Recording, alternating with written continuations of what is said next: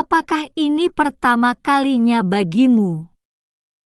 Napas pria itu menyapu telinga Rosa Bramantia, membuat tulang punggungnya merinding, tetapi dia tidak berani membuka matanya.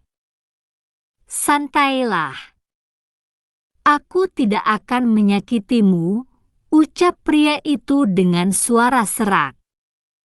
Sebelum Rosa bisa menjawab, pria itu mencubit dagunya dan menciumnya dengan paksa. Sakit. Rasa sakit yang merobek membuat pikirannya kosong sejenak. Setelah tengah malam, pria itu melepaskannya dan pergi ke kamar mandi. Begitu dia pergi, Rosa menyeret tubuhnya yang pegal linu turun dari ranjang, mengenakan pakaiannya, dan berjalan keluar dari kamar. Tiba-tiba, suara ponselnya yang berdering menembus kesunyian malam. Rosa melihat ponselnya, dan matanya melebar panik saat itu juga. Tanpa membuang waktu, dia bergegas ke rumah sakit. Merasa tak berdaya dan sedih, Rosa memohon pada dokter di sela isak tangisnya, "Tolong selamatkan ibu dan adik laki-lakiku." Rosa menandatangani namanya di sebuah dokumen dan menyerahkannya pada sang dokter dengan tangan yang gemetar. Dokter itu menatapnya dan menghela napas. "Tidak ada yang bisa kami lakukan untuk menyelamatkan adikmu. Dia telah meninggal semalam. Aku turut berduka cita." Kata-kata dokter itu menghantamnya seperti petir di siang bolong. Karena begitu terkejut, kepala Rosa tiba-tiba berputar sangat hebat. Lututnya kehilangan kekuatan dan dia ambruk di lantai. 8 tahun yang lalu, ketika dia berusia 10 tahun, ayahnya yang berselingkuh mengirim dia dan ibunya yang sedang hamil ke luar negeri untuk mencampakkan mereka di sana. Keduanya tidak punya pilihan selain berjuang sendiri untuk bertahan hidup di tanah asing. Kemudian, adik laki-lakinya lahir, tetapi ketika anak itu berusia 3 tahun, dia didiagnosis menderita autisme. Dia dan ibunya bekerja paruh waktu di mana-mana untuk memenuhi kebutuhan sehari-hari. Tetapi kecelakaan mobil yang tiba-tiba membuat situasi mereka semakin buruk. Tidak sanggup menahan penderitaan yang begitu berat, Rosa kehilangan kesadaran. "Nona, Nona, perawat, siapkan penyelamatan darurat." Sebulan kemudian, membawa sekantong makanan, Rosa melihat ke angka-angka yang dilewati ketika lift naik ke lantai yang ditujunya. Dia menghela napas. Kondisi ibunya membaik setelah mendapatkan perawatan. Namun, ketika beliau mendengar bahwa putranya tidak berhasil diselamatkan, wanita itu menjadi depresi dan kehilangan banyak berat badan. Ting! Rosa menarik napas dalam-dalam, lalu berjalan ke pintu bangsal ibunya. Sebelum masuk, dia mendengar seseorang berbicara di dalam. "Jelita, kamu dan Nyonya Wahid adalah teman baik. Kalian sudah setuju untuk menikahkan anak kalian berdua. Jadi, putrimulah yang seharusnya menikah dengan keluarga Wahid." Apa maksudmu, Peter Bramantya? Jelita Maharani memelototi pria yang berdiri di kaki ranjang rumah sakit. Pria itu adalah orang yang telah mencampakkan dirinya ketika dia sedang hamil dan putri mereka di tempat asing. Selama 8 tahun, dia tidak pernah memeriksa keadaan mereka sekalipun. Begitu dia muncul di hadapan mereka, dia berani meminta Rosa untuk menikah dengan seorang pria yang tak dikenalnya. Dia anak tertua dari sahabatmu. Wajahnya cukup tampan. Kamu juga sudah tahu bagaimana keadaan keluarga Wahid.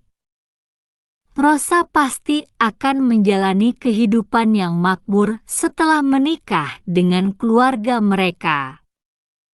Suara Peter melemah sebelum dia selesai berbicara. Tuan Wahid memang pria kaya dan tampan, tetapi baru-baru ini dia menjadi cacat. Sebulan yang lalu, dia pergi ke luar negeri untuk melakukan bisnis dan digigit ular berbisa. Racun dari ular itu melumpuhkan saraf-saraf di tubuhnya, membuatnya lumpuh dari pinggang ke bawah. Jika Rosa menikah dengannya, kehidupan pernikahannya akan dingin dan hampa. Aku akan menikah dengannya. Tiba-tiba, pintu terbuka dan Rosa melenggang masuk sambil mencengkeram kantong makanannya dengan erat. Aku akan menikah, tapi dengan satu syarat. Peter melihat ke arah pintu dan tertegun sejenak. Dia tidak pernah bertemu Rosa selama 8 tahun terakhir. Gadis ini telah tumbuh banyak. Kulitnya putih dan bercahaya, tetapi dia terlalu kurus seperti kekurangan gizi. Di matanya, dia tidak secantik putri bungsunya. Syarat apa? Tanya Peter sambil mengerutkan kening.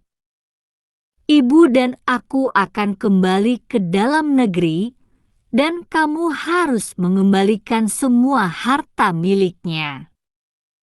Setelahnya, aku akan menikah dengan pria itu.